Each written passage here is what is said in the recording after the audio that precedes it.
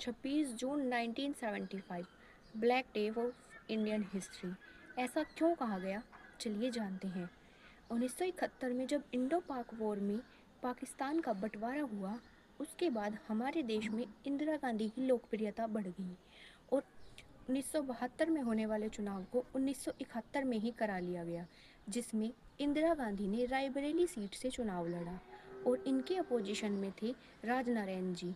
चुनाव में इंदिरा गांधी की जीत हुई, लेकिन राजनारायण जी ने इलाहाबाद कोर्ट में एक पिटीशन फाइल की, जिस 1975 में इलाहाबाद हाई कोर्ट के जज जगमोहन लाल सिन्हा ने इंदिरा गांधी को चुनाव में धांधली के दोषी पाया और उन्होंने चुनाव में 6 साल के लिए इन्हें बैन कर दिया गया और कहा कि अगले पीएम के चुनाव 20 दिन में कंडक्ट करवाए जाने हैं। लेकिन यहीं से शुरू हुआ 26 जून यानी नेशनल इमरजेंसी का खेल। 26 जून 1975 को इंडिया ने रेडियो पर एक आवाज़ सुनी। भाइयों और बहनों, राष्ट्रपति जी ने आपातकाल की घोषणा की है।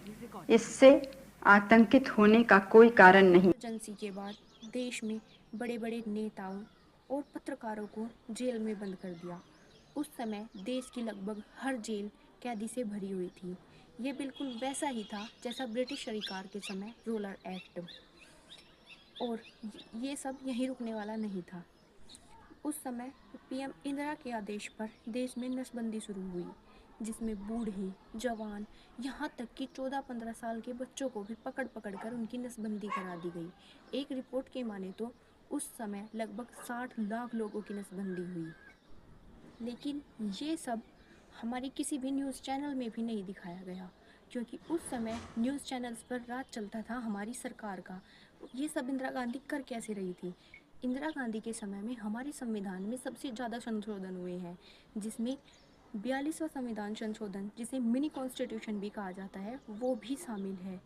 इस समय में हुई इस इमरजेंसी में हमारे आर्टिकल 19 को भी बैन कर दिया गया था। लेकिन 1977 में चुनाव हुए, जिसमें इंदिरा गांधी की बुरी तरह से हार हुई। आपकी सब के बारे में क्या राय है? हमें कमेंट सेक्शन में अपनी राय ज़रूर बताएं। Thank you.